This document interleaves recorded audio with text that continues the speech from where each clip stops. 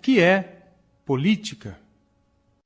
A política está presente em tudo e em todos os lugares. Aristóteles falou que o homem é um animal político. Ele queria dizer que os seres humanos não nasceram para viver isolados, mas sim em grupos. E é da convivência uns com os outros que nasce a política. A palavra vem do grego e, na sua origem, fazia referência a tudo que dizia respeito à cidade. A criação das cidades e o fato das pessoas começarem a viver mais próximas umas das outras foi uma grande revolução para a humanidade. E a questão de como se comportar em um espaço público se tornou cada vez mais importante. Foi ainda com os gregos, no próprio pensamento de Aristóteles, que o termo política começou a adquirir o sentido de arte do governo, ou seja, como as questões da cidade, do espaço público, deveriam ser tratadas. Nos nossos dias, quando ouvimos a palavra política, pensamos quase que imediatamente no Estado ou em assuntos relacionados ao Estado. Podemos dizer, de uma forma geral, que a política abrange 3 grandes temas: a forma de resolução de conflitos, o procedimento para a tomada de decisões coletivas e o poder. Uma forma de resolver conflitos é o uso da força. Vence o mais forte e a questão fica resolvida. Essa é a realidade no mundo animal, por exemplo. Infelizmente, ainda é, em alguns casos, uma realidade entre os homens. Contudo, é possível buscar caminhos pacíficos para resolver as controvérsias. Isso é política. Alguém pode perguntar, mas por que os mais fortes concordaram com isso no passado, já que estavam abrindo mão de seu poder? Porque os mais fortes tinham que estar sempre prontos a comprovar sua força, e isso era desgastante. Com o tempo, sempre aparecia alguém mais forte.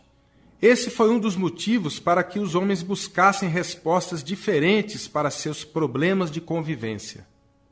Os conflitos então passaram a ser superados com decisões tomadas pelo grupo de alguma forma.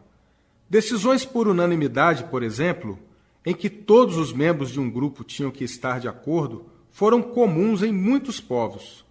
Também houve a prática de consultar forças sobrenaturais, como os oráculos e os deuses. Mas a unanimidade é algo difícil de alcançar, mesmo em grupos pequenos. E nem sempre os oráculos e os deuses respondiam às questões de forma clara e direta. A necessidade de tomar decisões se impunha e foram surgindo outros métodos, como a tomada de decisões com base na maioria.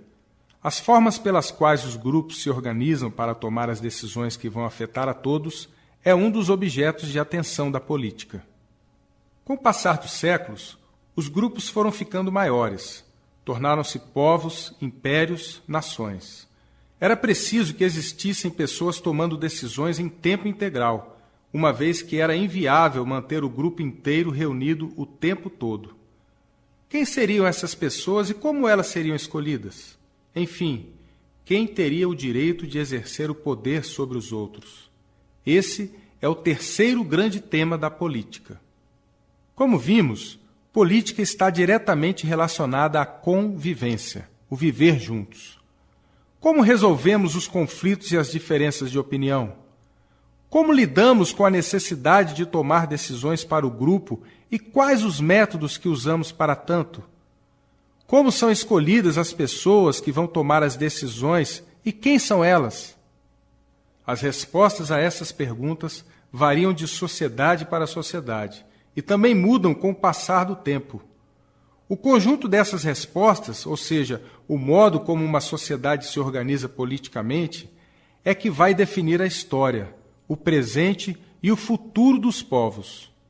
Até a próxima!